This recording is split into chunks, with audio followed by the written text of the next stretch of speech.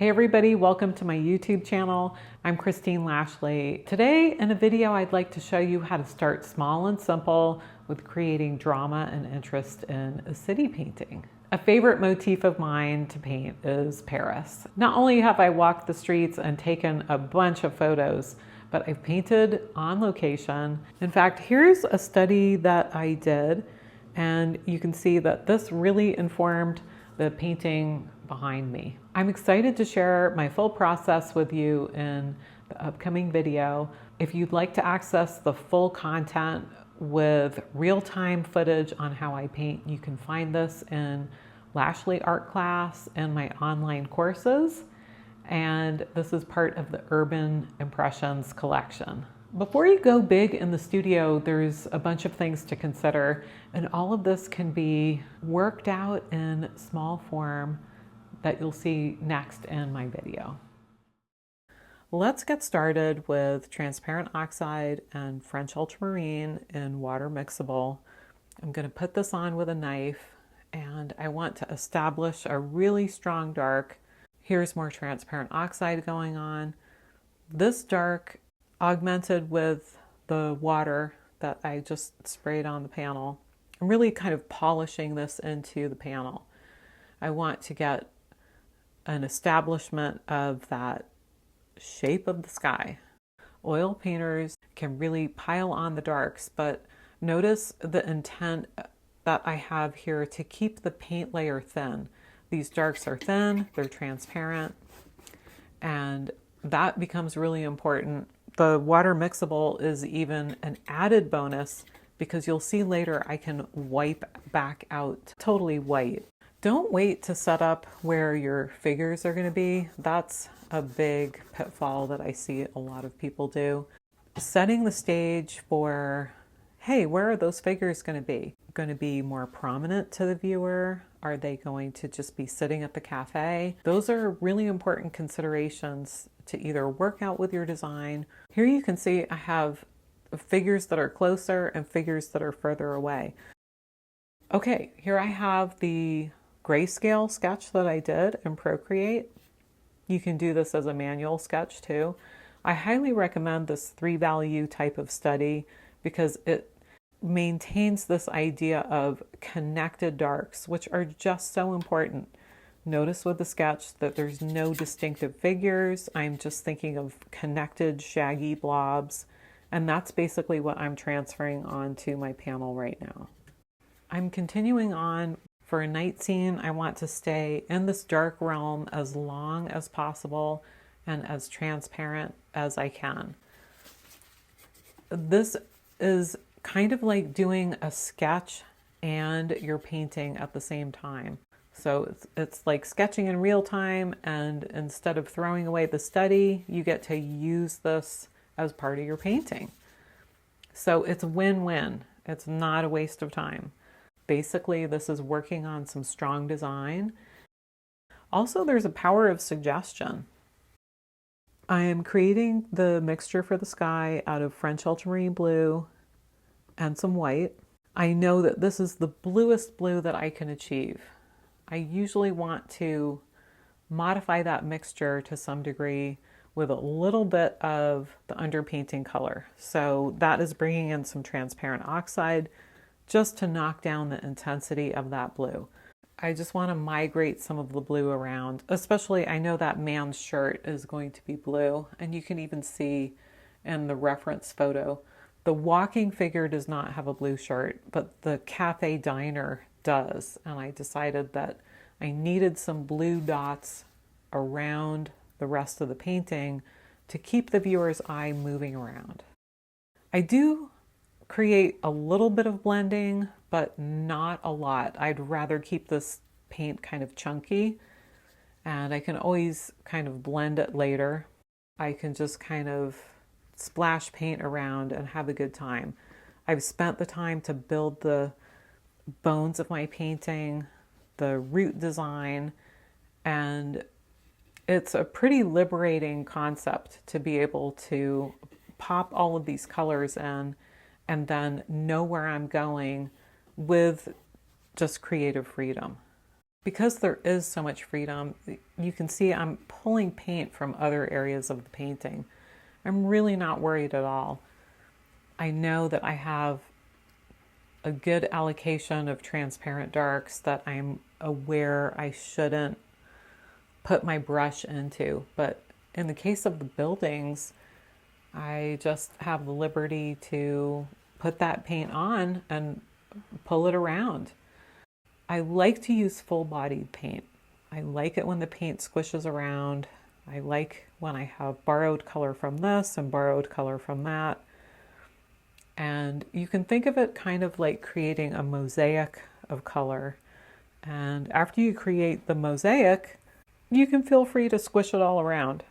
There's something unique about Paris. They seem to have an extended twilight. I like fostering that sense of ambient light in my paintings. That is the power of setting the stage with all of those darks. When you finally add the lights, they look very exciting. And you can think of concentric circles or like a bullseye. Here you can see I'm pulling the color into the light. You can also pull the light color into the buildings. And sometimes it's hard at this stage. You feel like things are going well and maybe you don't want to mess it up. It's sometimes hard to just kind of forge ahead and figure out what else needs to be done. Usually I continue to chip away at some of that underpainting. I don't want too much of that orange underpainting to show. As I've been creating these buildings, I want to reestablish where the grays are. Some paintings go through an awkward stage, and other paintings feel like they're pretty much on track when you do them. I find that if I pick a reference such as this, that is extremely high contrast, and I've painted this motif before, I feel like this is a good methodology for having a good outcome that I can feel comfortable playing with. And that can give you confidence to tackle something that maybe you thought was too complicated or something like that. So stretch yourself a little bit, but I think it's more, instead of look at me painting this, it's more, hey, I spent the time with the foundation of this painting. I spent the time building those transparent darks. Look at how they are working for me now. And this gives me the courage to push ahead with my painting and not stop. I do like the painting when it's happening wet and wet. I think that is important. I felt like the cobblestones were getting too orange and I didn't want to leave the figures too long. They needed to be established. That building was drawing more attention than any of the figures were. So I thought, well, I better do the figures now. It's really important to keep track of the sweep of the light that is happening with your painting and also where your mid-tone big shapes are. That big shape and big area relationship really needs to be held of the utmost importance. For example, if the man had a white shirt at the cafe, it would be as bright as one of the street lights, and I can't have that happening. So starting details might feel a bit unpainterly. I don't necessarily want to paint every single cobblestone, yet there is a certain amount of texture and it does contribute to the story of what I am trying to say. So I want to make an indication of the cobblestone nature of this corridor. So I'm getting ready to do even more details on the figures, and in doing so, I want to think about them not as an outline shape, but I want to build them as blobs. So I'm thinking about, well, where is the head of this guy? And does he have part of a face showing? Figures can feel like, hey, what is the first step? And with painting figures, this idea of a jelly bean, I have a close-up later in the video where we get to see brushwork up close. But if you think of working in dabs or working in jelly beans, this is a lot easier than thinking about outline shape and what is the contour of his shirt.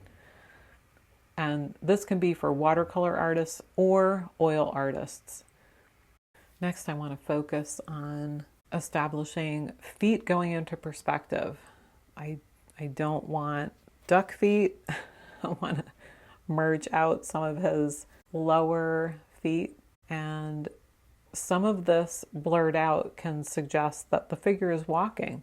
I would rather the viewer focus on some of those far edges of the building and not legs of the cafe diners or legs of the tables or chairs. Putting in lights at this stage, oh, it's extra fun. Just little dashes of light, leaving those blob shapes aside. This just makes for, I want to create like an area of dazzle, or this is just a more intuitive thing. I liked some of the tiny lights. I had a lot of big lights and I wanted some smaller lights, and you can see I'm knocking that down with a brush as well here. I don't want to just stay in the blue and gold range either. I want to make sure that I have enough warm, and I'm playing around with how light do I have the woman's legs. When you're creating a painting, it's important to keep these figures just kind of in the suggestive range. Notice there's not going to be any individual features at all with my figures. And it's important to zoom into some of your figures. And if a cafe scene seems overwhelming, you could always zoom into a portion like this and do some blob shapes or jelly bean figures. Figures are going to be an important part of modern day life. And if you just treat them as little dabs and dashes and do lots of them, because then the individual figures of one versus the other are not as important. If you have 30, 40 figures in your painting, that's better than only having one, because there's a lot of pressure on only one figure in a painting. I ended up spending a fair amount of time on this figure to the right. She seemed done, but I wanted to get a little bit darker with her dress.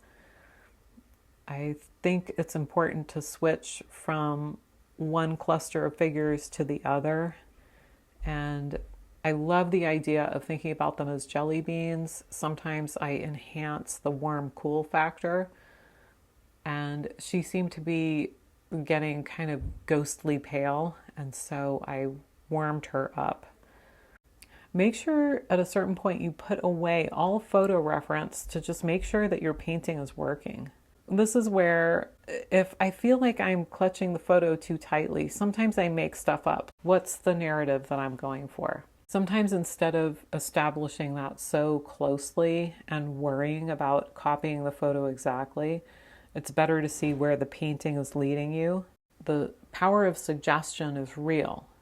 People would rather fill in the details themselves than be hit over the head with exactitude of the number of chairs at the cafe and the amount of diners that were there. I'm starting to think about developing the building further, of the areas of cool and warm. I want to think about individuality with the windows. There's a glow coming from the street area onto the windows, and then the sky itself is casting a blue cast onto kind of that shelf shape of the trim of the Paris buildings. I have these shapes, I'm breaking them up in individual ways, kind of microscopically, but yet I want to keep it fresh. So there's always that balance of keeping it fresh and not overworking it, I want the viewer to be involved. If a painting is going well, it suggests where you should go next.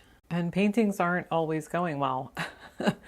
But this one seemed to be really happy with the understructure I had for all of those darks. So that was good. We're going to pan out to the larger view. Here's the final painting, plus the reference. Try that method I described. I think you'll find it's really fun.